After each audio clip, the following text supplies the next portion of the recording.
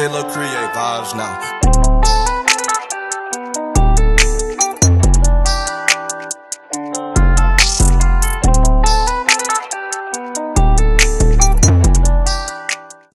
Welcome to another episode of the Get a Love Like Mine podcast. We are your humble hosts. I'm Kesha Amos.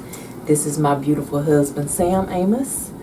We know you guys have missed us. We have missed you too, but life has been lifing. I know it's been almost a year since we last recorded. You want to give them a little update about what's been going on in the last year? Oh, so much, but I mean, a lot of details not necessarily atypical.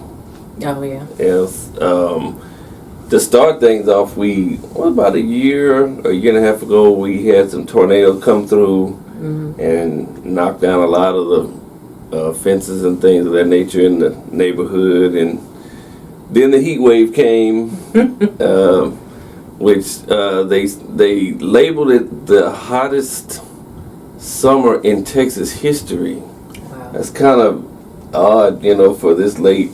But anyway, the summer was really hot. It didn't get any rain for a long time.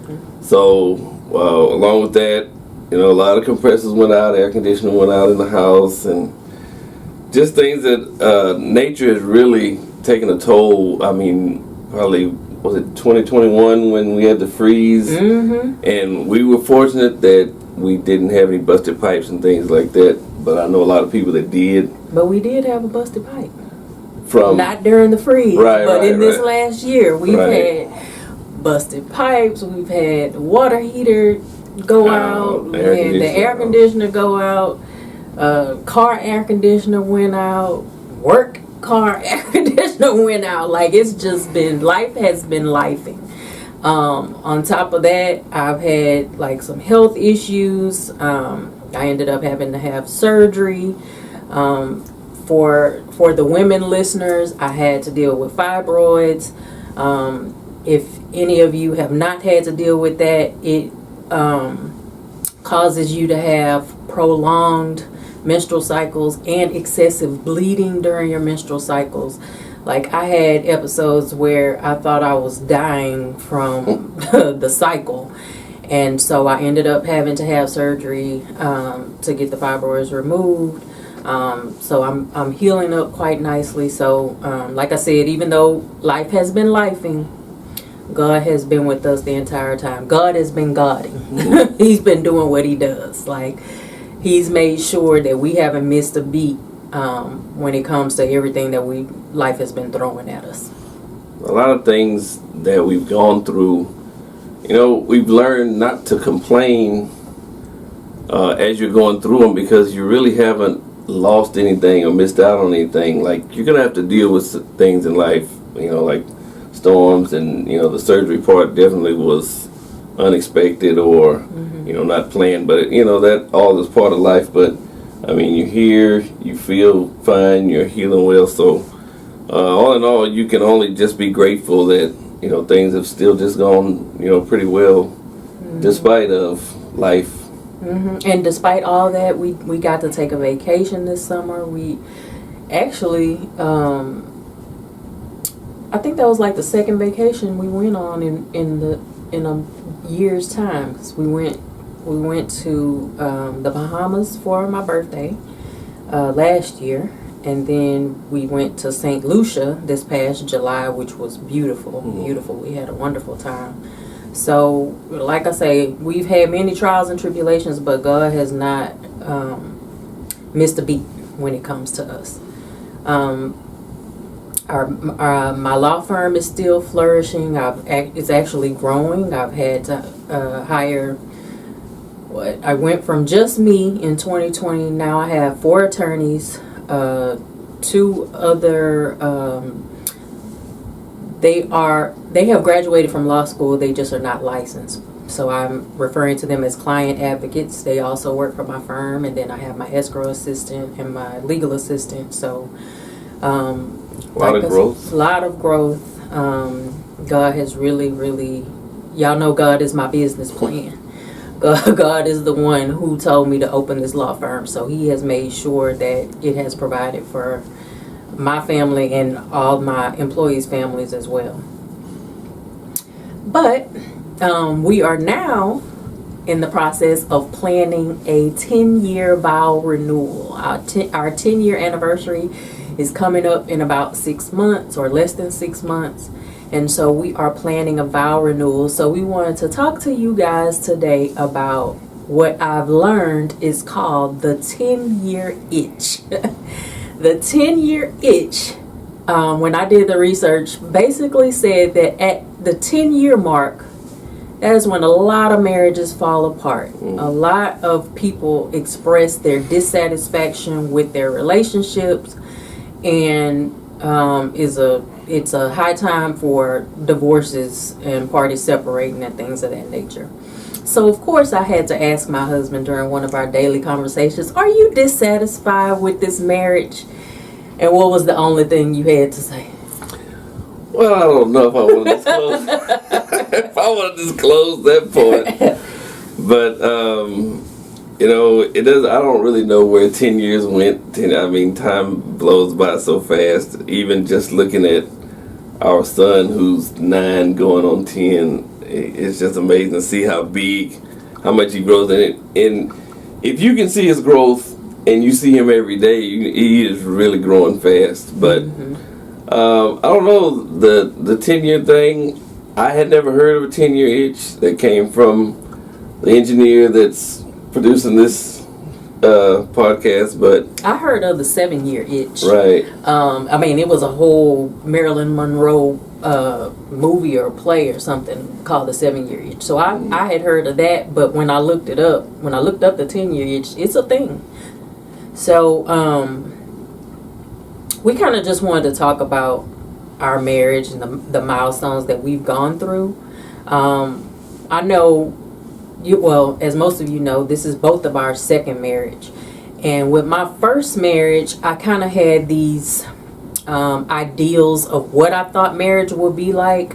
I knew I wasn't going to be a stay-at-home wife, but I still, in my mind, had those gender roles. I knew that I wanted to be the one who cooked, who cleaned, who did the laundry.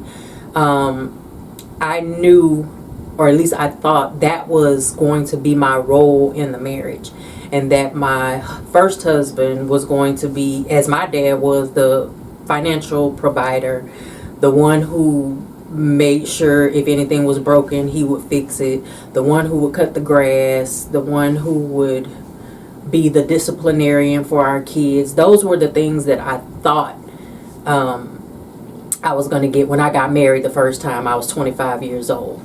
I very quickly found out that my ideal of what my role was going to be was not what my role was. I ended up being more of the you do everything. you cook, you clean, you take care of the baby, and you provide financially, and when something is broken, you arrange to have it fixed. I ended up having to do everything and ended up feeling unappreciated in that marriage. And then it ended. So going into this marriage, I kind of didn't know what to expect. I knew that my current husband was a completely different person than my first husband, but you never really know how a person is until you're actually living with them and actually married to them.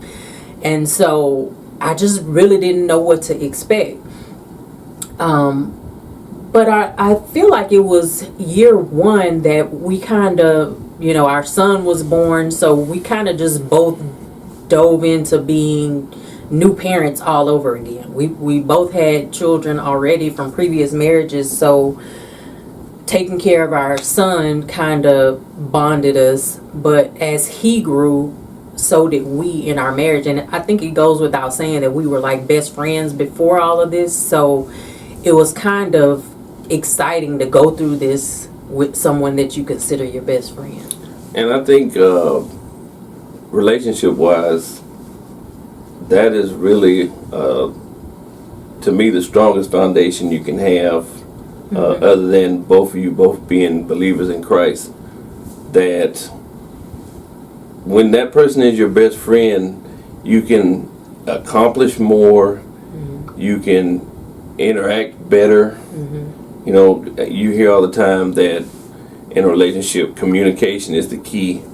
That's one of the key ways to help you communicate better is if this person is your friend, you can talk to them like your friend and not, you know, I don't know why, but I see a lot of spouses, we've seen a lot of spouses that for one reason or another, they seem to either compete with each other or they try to one-up each other. You know, if you embarrass me, you know, at a family gathering, I'm waiting till the next gathering so I can, you know, I'm going to do, you know, a little something. And then almost like you can't really say much to me about what I did to you because... Look what you did. Yeah, you did the same thing. You're the catalyst for why I, you know, kind of saved that to do. But, you know, those things you don't really get involved in when your spouse is your best friend. So I think that played a huge role in our marriage and our relationship, even to this day. So, yeah, I don't know. I can't really say from way back then what my expectations were going into this marriage. I know, like you say, we both had dealt with things in our previous marriage, and you learn a lot. What you want, what you don't want, what you want to deal with, what you don't. For me, I pretty much seemed like I was the same person in that marriage and this one. Not to me. Not to you. But you go ahead. I'll tell my part with you. But, you know, I always tried to fulfill my role because of the role that I've seen my dad play growing up, you know, and who he was in our family and to my mom and things of that nature. So that's kind of the structure that I built my relationship on just by watching him.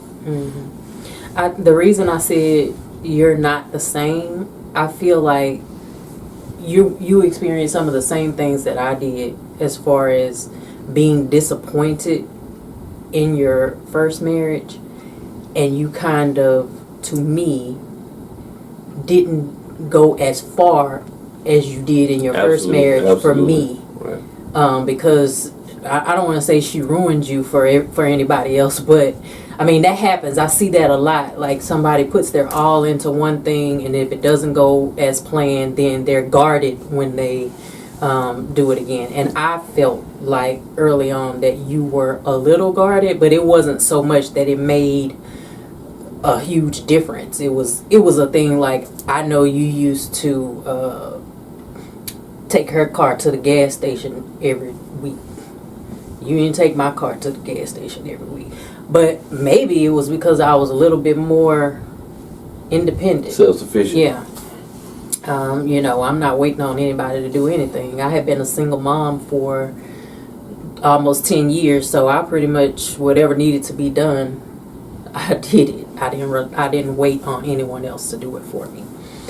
But what would you say, because, you know, you had 3 kids prior to our marriage. I had 1. What would you say were your expectations as far as blending the kids?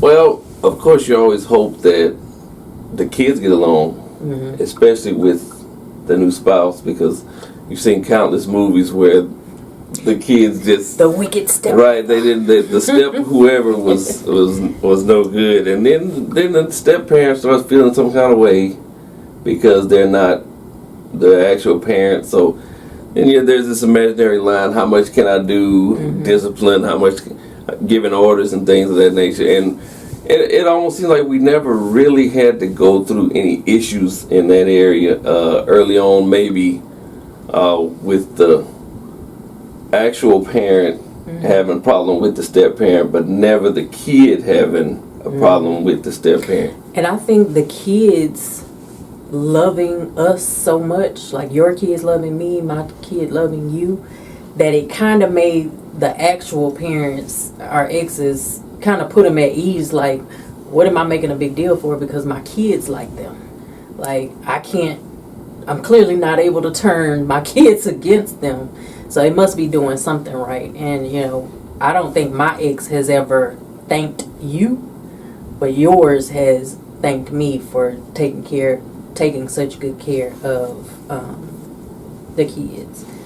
I think I was expecting more drama than what we got as far as the kids, because me growing up as a as a child with a step parent, I could not stand my stepfather.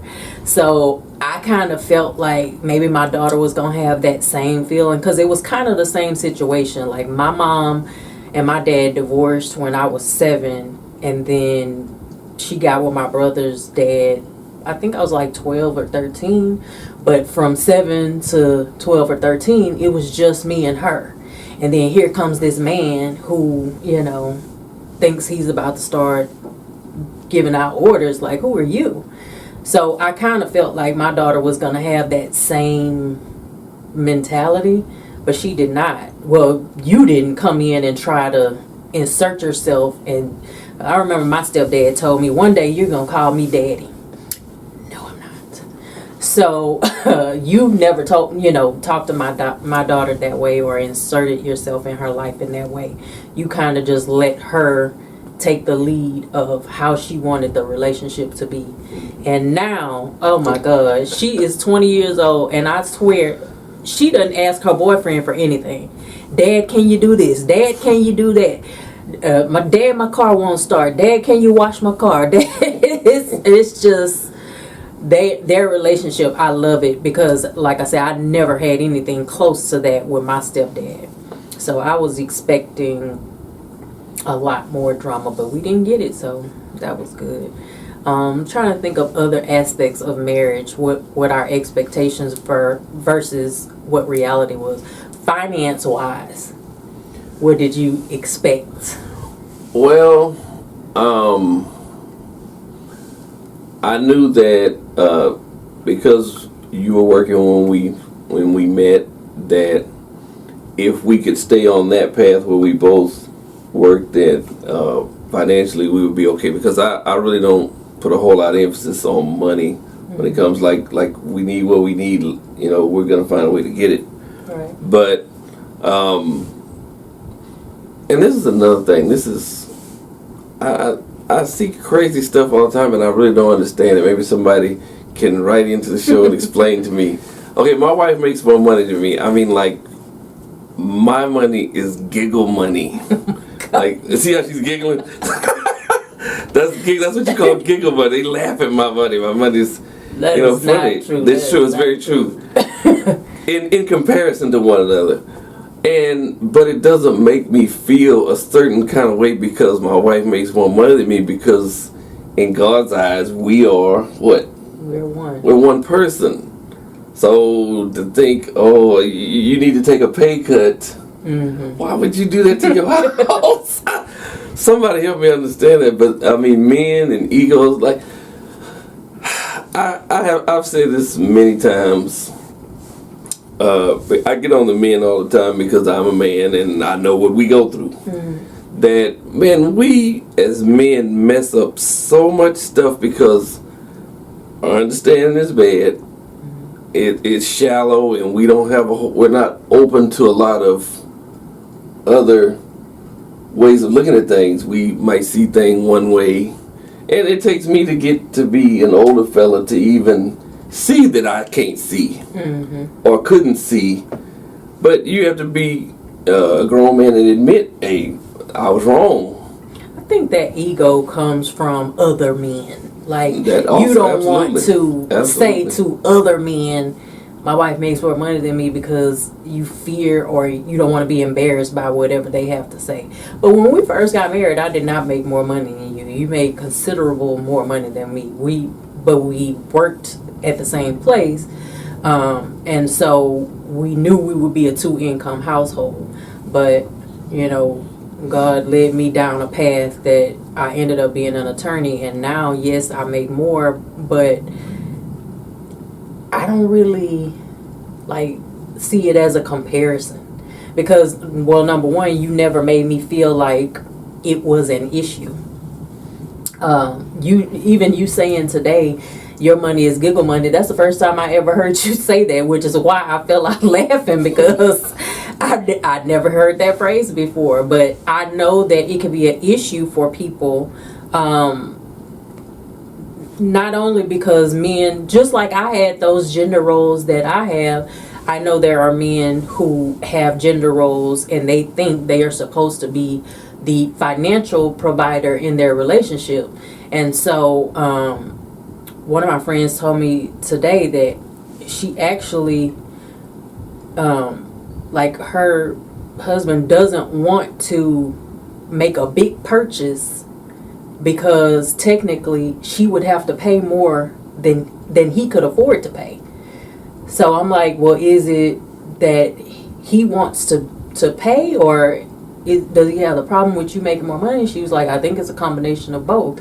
But he would rather them live below their means just so that he could afford to have that role of I'm the provider.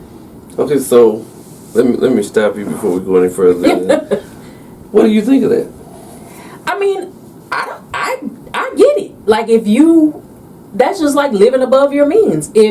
Even though we have this big house, if you had said to me, hey, we need a house that only costs $200,000, 3 bedrooms, because that's all I can afford, what I look like saying, no, we need a mansion, we need the mortgage to be $5,000. I mean, like, we can afford it, I can afford maybe it. I didn't understand, like, let's say I said that, but we could afford it because we were both working. Like, they can, but he wants to be the one to pay it, and he can't afford it by himself. He doesn't want her to pay the other half or the other that whatever. That would have made a good ass to Amos's. Well, I got more. Oh, wow. I don't know. I say this all the time. I guess everybody thinks different, you know. So, what do you think about that? Do you understand it? Because I understand it. I don't think I do. I don't think I understand that mindset that, like, if we're a team, he's kind of saying you're not part of this team when it comes to that. He's not saying that. I want to pay for this. You can pay for all the other things, but I want to be able to pay for this thing. And I don't have enough money to pay for this thing at this price, but we can get a comparable thing that I can afford. But she's like, no, I want this one, and I'm willing to put in the money since I make more to make sure we can get it, but that's not what he's willing to do. So do you see both of their sides? Yeah, I see both of their sides. I mean, she is definitely looking at it like we are one.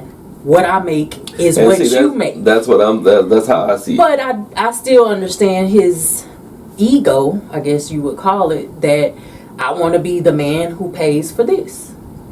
Like, you know, I'm not going to... It's not our relationship, so I'm not going to make a, you know, huge deal one way or the other. But I definitely see both sides. I understand where he's coming from, and if, you know, that's where he will feel more comfortable. Because I'll say this: when we first got married, in my mind, I never wanted to, like, buy a house that I couldn't afford to pay for by myself. I was like, I don't want to put myself in a bind where if he leaves or he walks away, I can't afford to live here. That was how I thought. What a way of thinking. And you were what age? When we got married? I mean, what? And that was your mindset at that? Okay. That's what age was that? 38. But I had been a single mom for 10 years. That was my mentality. Like, I'm not about to rely on this man to take care of me. Ouch. I need to make sure that wherever we live, if he left me tomorrow, I can afford to live there by myself. And I told my daughter that. I told my daughter the same thing. She's 20 years old. She's considering getting her own apartment. She was thinking about getting an apartment with her boyfriend. I'm like, I'm not going to tell you can't, because you're grown. You can do what you want to do. But I advise you not to get an apartment with $2,000 rent if you're only making $2,000 a month. Because if he leaves tomorrow, they're not married. They hadn't even been dating that, maybe a year or so. Don't put yourself in a bind that is going to have long-term, or that could have long-term repercussions. Like, you could get together and y'all could be perfectly fine for years in this apartment paying $2,000 a month. But on the off chance that a 20-year-old might cheat on you and you decide, I don't want to be with him anymore, now you're stuck in a lease to pay some rent that you can't afford to pay. That was my personality. That was my mindset about our finances as far as this house. But now, and I don't even want to say it's because I'm the one making more money, because I definitely had the mindset before. Now I look at it like, whatever we do, we're going to do it. It's us. It's not, you're going to pay the mortgage, I'm going to pay this. If push came to shove and just like the air went out and you had to pay for the air conditioner and then a bill that you normally would pay, I'm not going to be like, well, that what you going to do now? I'm just going to take care of it because we're one. Whatever is in here is for both of us. So I don't look at it like, my money and your money, or, And I told you, if you leave tomorrow, I'm selling the house. I'm not trying to pay for it by myself. You can have it. So, that was, I guess, a change in my perspective as far as what I expected and what I actually got. I can't really think of anything else. What would you say attribute to your change of mindset as far as how you view the whole money, what we pay for a thing? Because it changed. Did it change because of who you were with? Did it change because of you got older? It was multiple things. So number one, a big thing. When we bought the house in December 2016. In March 2017, I told you I'm quitting my job. And although you were not happy, you accepted it and you took on the I'm going to take care of her role. And so from August 2017 when I quit until really like 2020, you were the only one with income coming in.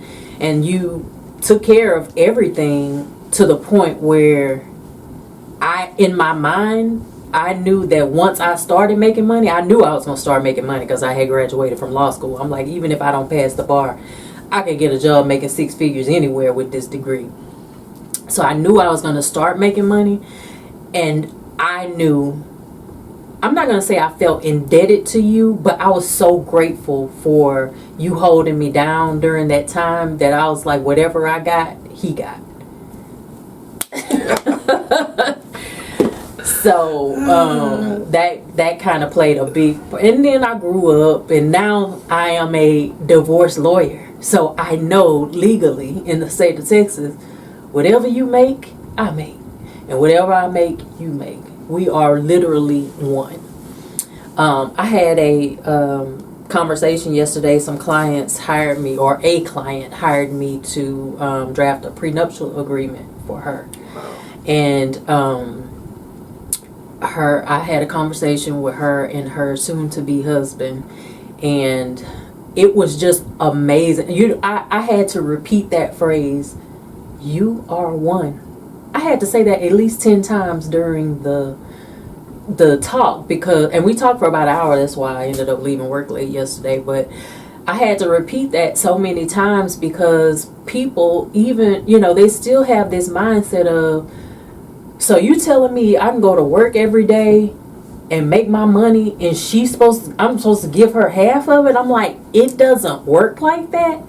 But in the eyes of the law, as well as in the eyes of God, you guys are one person. Like, whatever comes in belongs to both of you. But I had to repeat that you are one. You are one. I had to say that at least 10 times. I don't know. I don't even know how you enter into a bond of oneness, and you're cutting ties right before. I mean, you're doing both at the same time. You know what I'm saying? I'm not gonna dispute the prenuptial agreement. I do think it's important. And not because I don't want to give you anything, but it just saves on the fighting at the end. Just like, and if you never end, it never comes into play. You know what I'm saying? So if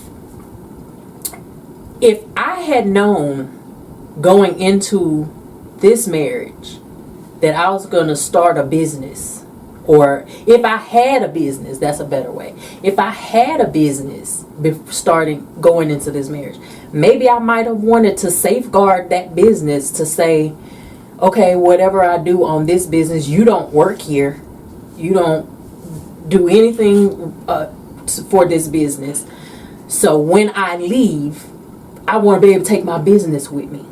That doesn't mean that the income that I make from the business is not for us. I just want to make sure you can't, like if we divorce, that you can't say, you got to sell that business and give me half of it. No, this is my business. So I understand wanting to safeguard those type of things.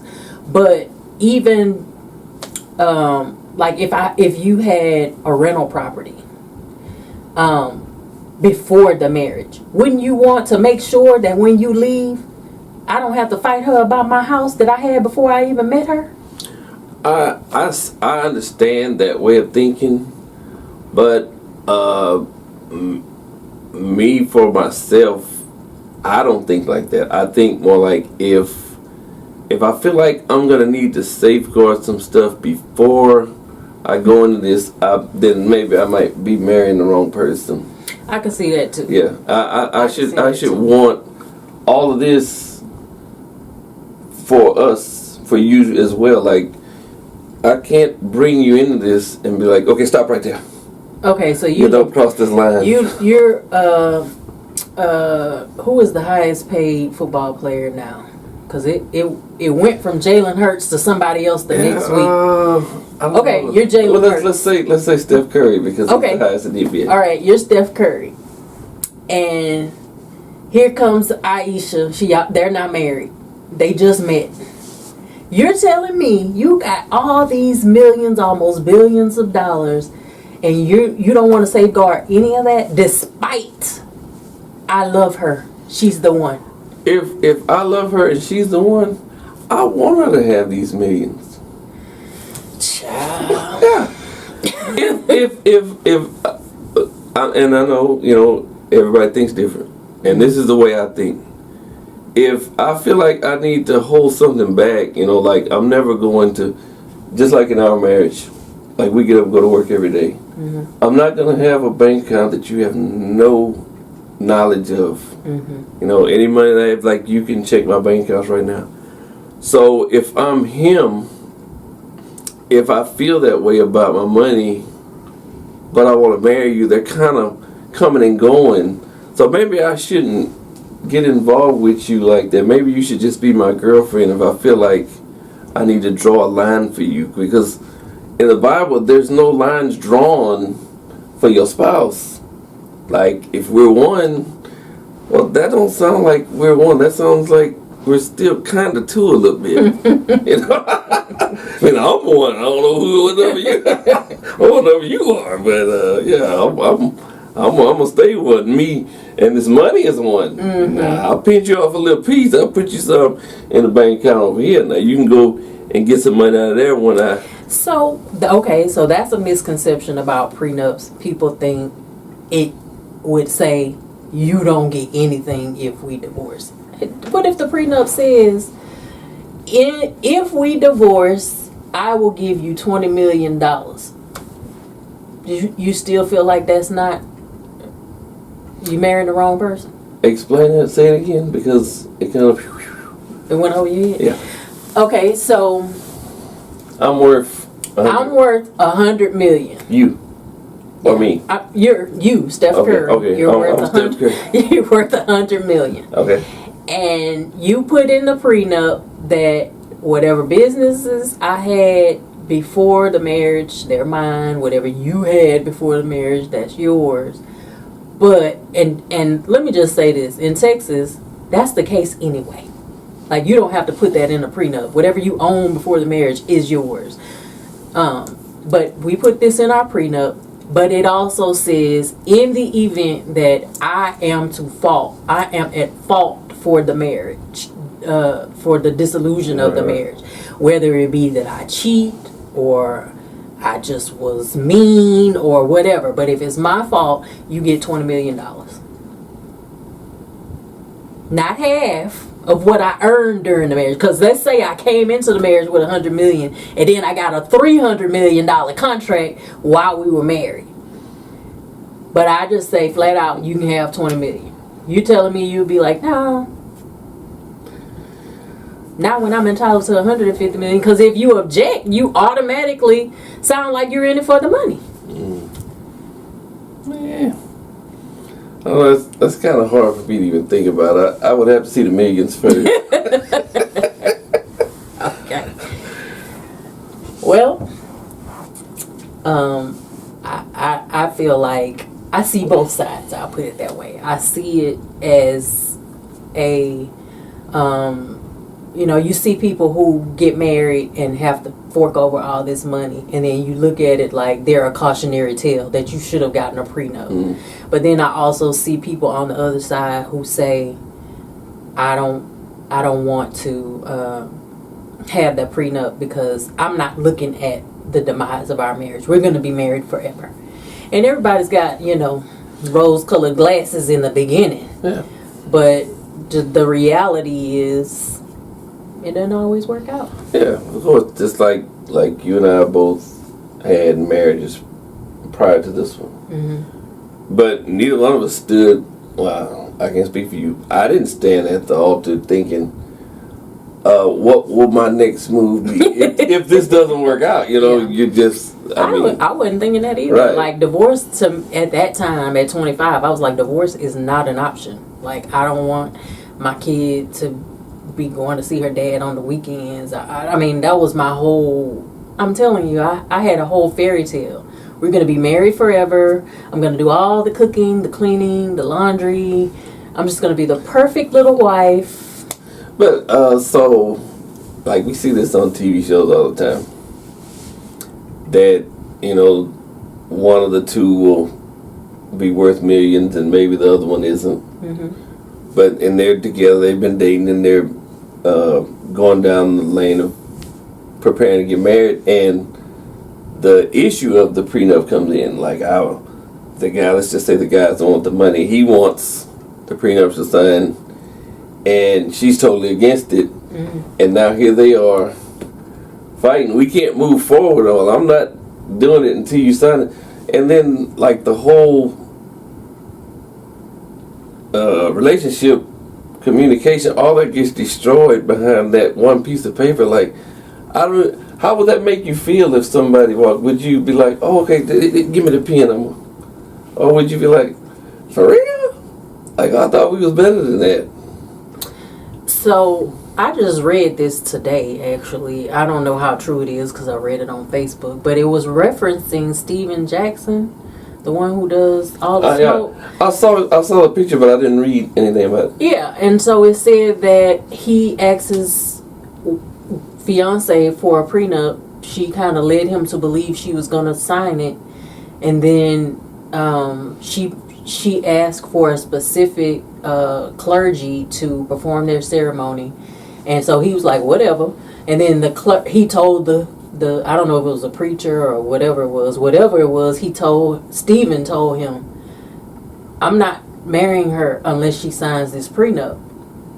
And she kept saying, oh, I'm going to get to it, and got down to the day of the wedding, and she didn't do it. And he supposedly didn't marry her. But I could have sworn I saw wedding pictures from them, like, within the last year or two. I think I heard that got on a plane or something and left her standing there. Yeah, maybe this story was old and maybe she didn't sign it first, but then now she signed, or maybe this is not even the same girl. Maybe it's a different girl. I don't know. But to me, if I made more money than you and I asked you to sign a prenup to protect my assets, let's say for me, I had 3 kids before I married you. And I want the assets that I had before I married you to go to my kids. So I ask you to sign a prenup that protects those assets for my kids. And you refuse to sign, that's going to make me feel like you're trying to get my assets. That's just what I would be thinking. Not that you're so concerned with you don't really love me because you're thinking about the end of the marriage. Because if you came to me and asked me to sign a prenup and all I want is to be married to you and I don't care nothing about your money, I would sign it. Especially if you had 100 million and you told me I could have 20. I would just be like, oh, well, what's the downfall? Wow. That could get pretty touchy, I guess. Yeah. That's when, you got to put the number value on the disillusion of this marriage. You're like, dang, that's all I'm worth. But you don't play basketball. I don't play basketball. So I would have never gotten $1 million from any of this, from your contracts. And that's kind of how my mind works. Like, that's your money that you made, even though we are one, and it's technically for us. See, that's it would never be in my mind, oh, I want half of everything. I mean, he cheated on me, I want half of everything he got. Like, I would be like, okay, take care of your kids. If I'm entitled to some spousal support, I'd like it. Because, I have grown accustomed to living in this mansion. I do not want to have to move into this 2-bedroom apartment. So if you can give me a little bit more to where we can get a nice house for your kids and you pay the child support, I would be okay with that. I wouldn't be saying I want half of everything. I want 150 million from the new contract you signed. I wouldn't be doing that. And see, like the way you think is, I'm not gonna say it's not typical, but it's kind of not typical. Because I don't know, maybe it's made for TV, maybe it's not, but we've seen non-TV incidents even at your job where one or the other is just totally out of place for what they're asking for, and you really aren't entitled to it. But if I'm not mistaken, at some point, didn't you tell your first husband you didn't even want child support from him? Yeah. So I just wanted him to be gone. See, I was like, I came into the marriage with everything. All the furniture, the TVs, the dishes. I had all that stuff already because I had lived on my own. He moved from his mama's house to the house with me. So when I was ready to go, I told him, you can have all that, which was stuff that was my own separate property. And I was like, I don't even want child support. I just want you to sign this divorce. So I, sign these papers so I can go. And the only reason we even got child support is because the lawyer that I hired to draft said that the judge would not approve it unless there was at least a minimum amount of child support. And so that's what I asked for, the absolute minimum amount. So I said, like, your way of thinking is not typical because you're probably the only female I've ever heard to use that statement. Most of them be like, wait, you want to leave or we ain't going to be together no more? Go in your pocket and let's see how deep we can get. Yeah. So I'm not that. It's not about that for me. Yeah, you were used to going to get your own. So, like you take all this stuff, I can go get some more. I'll do it all over again, bigger and better, and that's what I did. And, okay, so moving on slightly so we can kind of wrap this up. One of the last things in this 10-year stretch that we that helped keep things glued together is we put a lot of focus on date night. We do date things. We always, and it's always good to have someone here that can stay with the little fella. Mm-hmm. Because he's always asking, okay, so where did y'all go? But our relationship continues to stay the way it is a lot of times because we, even though we work a lot, my wife works, and our hours don't coincide with each other's. When I'm getting out of bed to go to work, she's getting into bed to go to sleep. And when you get up to go to work, I'm about ready to get off work. So we have to find time to see each other, and it's usually on the weekend, but we don't hesitate to spend time that way. We always go find different restaurants and stuff like that to go to, so we can spend time just the two of us. Just the two of us. Much needed. Yeah. That's one of the highlights to me is when, just like yesterday, I was sitting at work hungry. It was almost lunchtime. And I had just got up and closed my door because I was about to make a phone call. And then next thing you know, I hear my door creaking open. And it's my husband walking in. He surprised me at work. I was like, "Ooh, let's go to lunch." He was like, "I'm freaking starving." So we just snuck off for an impromptu lunch date. And I love stuff like that. Those times that we get to spend together alone. Because, you know, we have 5 kids. So it's very rare that we are home alone. So we have to find time to, you know, have alone time with each other. And even though most of them are grown. Or close. They're still here. Yeah, they are still here. So, I just enjoy that. But anyway, we'll keep you guys updated about the file renewal. Anyway, thank you guys for listening today. Remember, if you have questions that you would like for us to answer, whether it be about relationships or parenting or, you know, your walk with God, whatever it is, feel free to send us an email, put in the subject line, Ask the Amoses, and you can send it to our email address at getalovelikemindepodcast@gmail.com.